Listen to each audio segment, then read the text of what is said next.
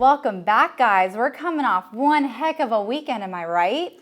We are. I don't know how many extra points you've kicked in your career, Jalil, but Nashville SC kicked one back here over the weekend against Chicago. I was trying to figure out how long it was going to take for us to hit a football reference in the episode. Yeah, and the under definitely carried us. But yeah, I mean, it seems like the historical trend here in Nashville, if the Chicago Fire are coming into town, the offense is going to turn all the way up, and they did in historic fashion. They absolutely did. If you had to choose one word to describe last Saturday's match, what would it be? It's a good question. I'll go electric. Electric from start to finish. Nashville in the electric gold at home. I mean, 5 goals in the first half. It's a club record. I mean, we can go down the list of all the club records. It's the first team in about 2.5 years to have 7 goals in a match in Major League Soccer. Sam Surridge joining a very short list of players with 4 goals, a hat for him. I mean, from start to finish, I mean, this match, totally electric. Unhinged for me. Y'all know me, I'm a defender, so I'm looking at this game like, what is happening? You know, goals after goals. It looked like every single time that Andy Nahar had time and space, there was a ball over the top and there was either a goal or a goal-scoring opportunity. So one thing I'm very happy about is that I don't play for the Fire anymore. Second thing I'm very happy about is the fact that there are a lot of goals and they were scored in different ways. When you look at what NSC is trying to do now, they're trying to become more and more undefensible. And when you're able to score goals off set pieces, through the run of play, over the top, drawing penalties, you're doing things in a way where the next team and the next team that is going to play against you is looking like, how do we cage this team? And that's, for me, the biggest takeaway from the match. I would say historic, and we'll get into why. But what did you see that caused this offensive outbreak? Finishing chances, first and foremost. You know, we've been in games previously, as far as Nashville is concerned, where penalties are drawn but they aren't converted, or open, clear-cut chances are presented but aren't converted. And when you do that early in the match, not only in this fixture historically, things can open up, but it's just how football works. If you convert your chances early on in a match and you have a defense that is prone to keeping goals out of the net, let's leave Seattle out of it, you have a very good situation and prospect on your hands. I think the service was tremendous all match, and honestly, Sam Surridge and Hani Mukhtar are going to grab a lot of the headlines. You score 6 of a team's 7 goals in one game. It's obviously deserved, but how about Andy Nahar with a hat trick of assists? And you look at his production in this game, 71 pass attempts, 64 of them were completed at a 91% clip. For a fullback that tries as many long passes as he does, that's a phenomenal return. 2 out of 3 accurate long balls. He's dynamic in the final third, but those 2 passes, I mean, carbon copies of one another in the second half. He took advantage of Chicago not pressing up. When Andy Nahar had the ball, he's picking up his head. He's saying, all right, I'm not only going to take my space, I'm going to pick out a perfect ball, and I'm going to do it again. After the first assist to Sam Surridge in the second half, I thought he was tremendous in this game. Yeah, he was, and those 3 players on Team of the Matchday, along with BJ Callahan as the head coach of Team of the Matchday. So you're looking at a more complete performance. But for me, yes, Hani and Sam are going to dominate the headlines, but this game does not play out in the way that it plays out if Schaffelberg is not starting. The reason why Chicago was so vulnerable, especially with space in behind, is because they had to respect the speed of Schaff. And for me, I love the fact that he comes into the fold, gets the start, and for me is the most important player.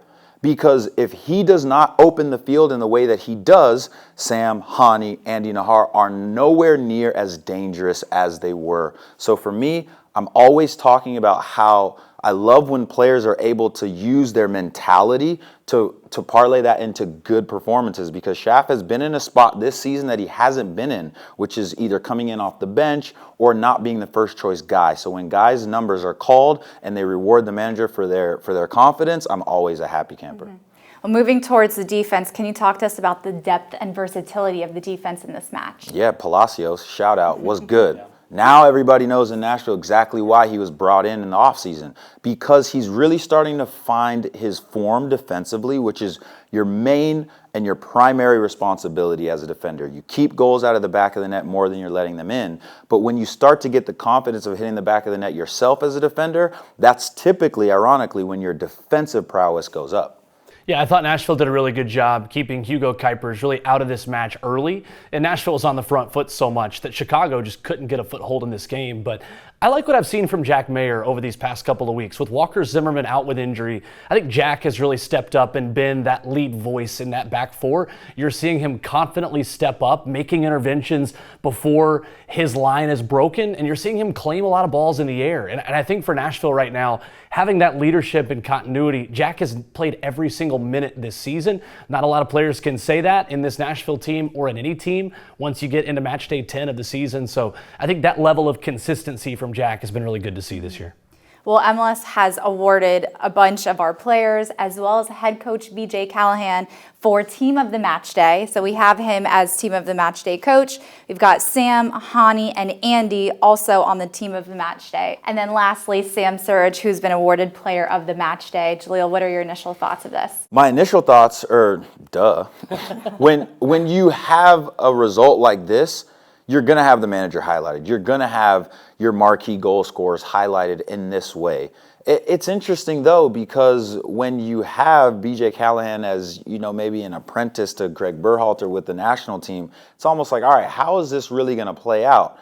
And no one had 7-2 on their bingo card. But for me, what I look at in performances like these, especially in the perspective of Sam and Hani, is now, are you able to contend for Player of the Month coming forward in May? Are you now going to be able to push your team and your organization forward where you're consistently putting out performances like this, because we all know both of them are capable of this?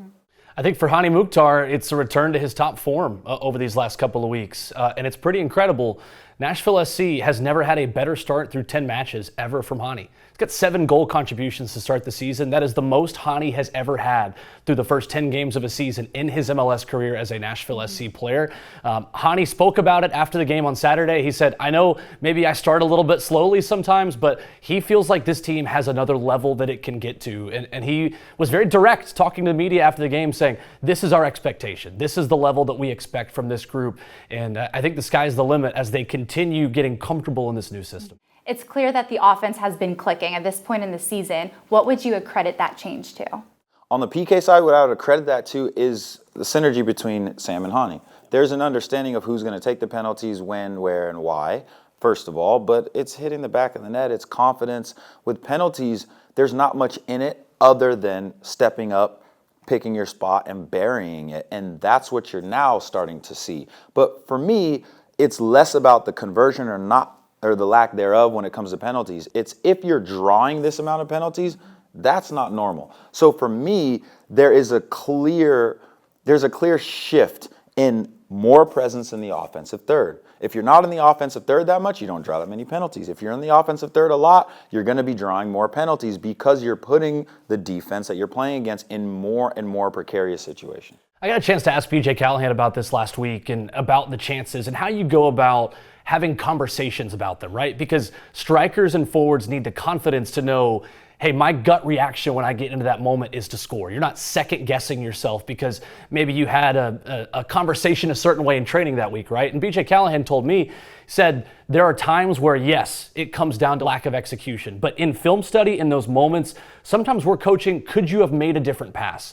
Could you have shifted it onto your left foot? Could you have shot faked and then continued to dribble in? So it makes strikers have more of an analytical approach versus an emotional one, which I think is a really interesting way for a coach, Jalil, to kind of go about having those conversations. It's not a lack of self-confidence then in those moments. It's being analytical and surveying your options, thinking, all right, when I get on my left foot, can I check back onto my right? Or is it better to just, hey, left foot, side netting, and maybe just be more instinctive in those moments? Yeah, but the last word that you said there to me is what sums up goal scoring. Yeah. Not so much being analytical. I push back on that. Yeah. It's being instinctive.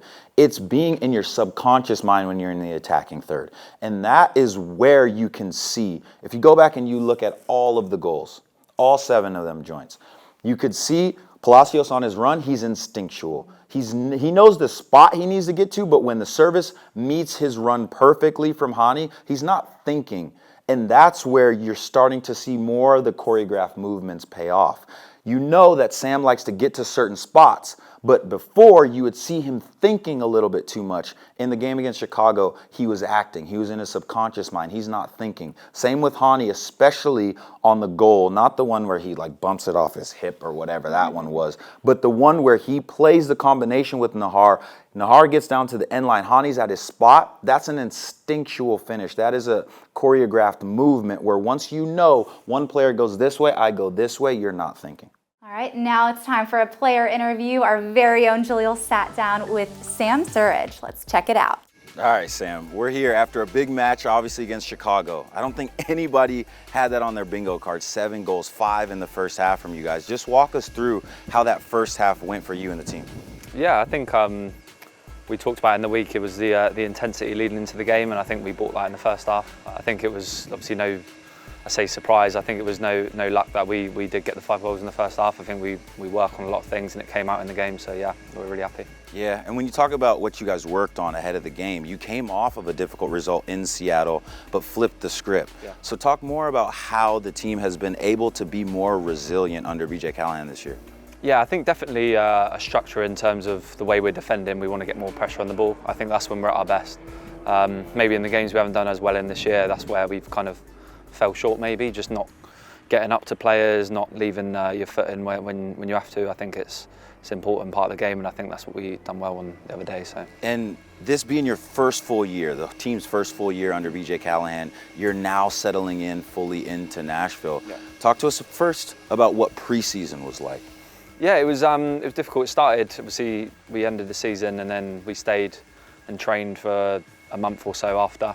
So when everyone probably went home, we were still out working hard, and I think that was another important thing because BJ kind of got into us what he wanted, and he had more time with us. And then pre-season, we just kind of carried on from there. Really, everyone knew what we were coming into. Probably from that month, because it was almost like a pre-season. Yep. It's it was important for that, and I think it's benefited the lads in the long run, rather than probably weren't happy after the season's done staying. But yeah, at the same time, everyone wanted to, and yeah, we just carried on in pre-season. It was tough. It wasn't easy, but yeah, we're reaping the rewards. So. Yeah, I think it's very clear that you guys are reaping the rewards. More continuity, especially in the attacking third, in ways that we quite frankly haven't seen in Nashville. So take us now back to the game on Saturday against Chicago. It really seemed like things are finally starting to click between you, Hani, Schaffelberg, the rest of the guys. Are you feeling the same? What are you seeing that's maybe different in years past? I think maybe, like you said, sometimes it's just a matter of when, probably not if. Like I think everyone's felt it's coming in. It's been in parts, but I think now we're showing it on a more consistent basis. Maybe in the past it was maybe a game and then we do something for 3 games wouldn't work. But yeah, I think just working on training every day, working with each other. I think we're all doing well in training. I think it shows then into the game. So I think that's the most important thing. Yeah, it's fair enough. And now you guys preview a game against Atlanta. It's going to be a rivalry match. You have to go away from home. But against Chicago, you guys took care of business here at Geodis Park. Talk to us about what it's like playing in front of the fans here at Geodis Park, because it seemed like you guys get more and more fuel the more you guys get comfortable with the fans in this 25 season. Yeah, I think it's we definitely want to make a fortress at home. I think we want to obviously win our games. We think we can beat anyone at home. I think our challenge now is to then do that away. I think we showed against Philadelphia, they were the best team in the league when we played them. Although it was at the start of the season, they were high on confidence. So I think that just shows we can go to any place and get a result. And I think, yeah, we're not going to be worried about going to Atlanta, but at the same time, we know what they're good at. And yeah, like I said, we just got to keep doing what we're doing, and hopefully it takes care of itself. Fair enough. And in closing, just preview Atlanta for us. What needs to happen from you individually and the boys collectively for you guys to get all 3? Basically, just go out with the same mentality. I think that's all it is. I think ability, we know we have it. I think it's a mentality thing with us. I think we just need to go in. And that's not to say I don't think you go in with the wrong. Everyone has good intentions, but I think it's just sticking to the plan and what we're good at. I think that's going to put us in good stead for the game on Saturday. Nice. Well, keep up the good work, man. You're killing nice it. One. Yes, sir. Thanks to Sam Surridge for sitting down with Jalil. Now let's look forward to Nashville SC as they take on Atlanta United. First, I want to start with you. You've scored in a match historically before against Atlanta. What was that like? Walk us through memory lane. Ironically, it was pretty similar to Palacios' goal. Yeah, service from Hani from the right-hand side of the corner kick, made a run toward the near post, and then nodded it to the far post. But for me, it's one of those where when you find yourself in those moments, your job is to convert. That's all you're thinking about in terms of getting to the spot. And then once the ball gets there, like we previously talked about, you're not thinking, you're just acting because you've been in that situation a million times, whether through training or through your childhood. So for me, there's obviously a multifaceted way that the boys can now score. We've seen on set pieces, whether it's Josh Bauer, whether it's Palacios, Walker, of course, when he comes back, hopefully, that it's a prominent threat that Nashville has, not just through one player. Atlanta is sitting 12th currently in East, had a rocky start to the season. Do you think that this should be a match that the boys in gold dominate in? Let me not say dominate, because the Benz is always and forever going to be a difficult place, a difficult environment, ambiance to play. But I like my chances against Atlanta at this point in time, the way in which Nashville is playing. Now, we all know when it comes to MLS, though, the home team is favored. I don't care about form. I don't care about where you are in the table, just because the way this league is set up, it's always difficult to go away from home and get all three. This is a really talented collection of individual players for Atlanta United that haven't yet clicked as a team. I think it'd be fair to say that through 10 matches so far this season. I think Nashville has cautionary tales, though, of 2 other instances where they've run up against similar types of units. Cincinnati here at home and Seattle a couple of weeks ago on the road. Now, granted, those sides had CONCACAF Champions Cup. They had some injuries, but it doesn't matter how you get to the rocky start. The fact is they've had a rocky start. I think for me, Emmanuel Latte-Loth gives a little bit of a different profile of striker that Nashville hasn't seen as much of this year. His pace, he might be the fastest striker in MLS in terms of just out-and-out number 9s. So his runs in the channels, in between the fullback and the center backs, will provide Nashville pretty much the opposite challenge of what they saw last week with Hugo Kuipers, who wants to stand up with his back to goal and facilitate for other players. Miguel Almiron, the way he cuts in from the right side on his left foot, kind of like a number 10 that plays on the right wing. So going to be really interesting to see how Nashville tries to defend against an Atlanta midfield that is trying to just have service over the top to one of the best strikers in MLS. Yeah, and another thing about Latte-La is that when the ball is in the attacking third as well, he's very dangerous with his movements in the box. Off the back shoulder of a right center back, more likely, is where he comes alive on that back shoulder, very difficult to defend. So the boys in gold are definitely going to need to be at tip-top shape when it comes to their defending, because Atlanta almost always gets a lot of chances at home. Mm-hmm. You mentioned earlier that it's difficult to play at Mercedes-Benz Stadium. Would you say that it's because it's a turf field? What would you say are some of those difficulties? All of it. The turf, the surface is something that you're getting used to, like during warm-ups. I don't care how many times you played there. You always got to get used to it. But more so the ambiance, the crowd. It's always cracking in there. And don't forget that this is a match that has a lot of rivalry juices really flowed into it. There's historics, whether it's from our early days in MLS through the historics of, in the 6th year, it doesn't matter. But both supporter groups are going to be highly anticipating this one as well. So we're going to have a lot of people traveling from Nashville to Atlanta. There's a lot more that goes into this match when it comes to no love lost. And day game too, so shadows in that place can get a little weird, a little different. So it'll be a different kind of feeling in that stadium. For Nashville SC to walk away with 3 points from Mercedes-Benz Stadium, what is one thing they must do? I think it's contain Emmanuel Latte-Loth. I mean, it sounds really simple. It's certainly not. But coming off a suspension for him, he had to watch his team struggle in Orlando over the weekend. 3-0 loss to Orlando City. You have to match their level of desperation. They want to get him the ball. I'm curious how Aleksej Miranchuk lines up in this game. To me, he's had more success as an 8 than he has as a number 10 and dropping back a little bit. And his ability to break lines and play over 2 lines over the top to Emmanuel Latte-Loth. For me, it's when Latte-Loth is lined up against a center back in the channels, and then he can whip around and find the in-breaking runs from Sabalob Janitze, from Miguel Almiron. He is a challenge to deal with. For me, this is the week where the team shows if they learned their lesson from Seattle or not. When you go on the road to a marquee team in the league that plays in a football stadium on turf, it's going to be a difficult environment, but a team that has been struggling, you have to keep your foot on their neck and don't let them revitalize their career on a reverse result from you. And that is the lesson that they didn't learn in Seattle. Seattle was struggling, and then it was a situation where now their tails are perked up. So don't let Atlanta's tails perk up. All right. Well, that's a wrap for today's episode. Make sure to catch this Saturday's action on MLS Season Pass on Apple TV, or you can listen with our friends on 104.5 The Zone. Or if you're in town, head to Publix Plaza at Geoda's Park and join the Backline Supporters Collective for a TIFO painting and watch party from 12 to 5 p.m. There will be free food, free parking, and if you join a supporters group, you'll get a free beer too. We hope to see you there.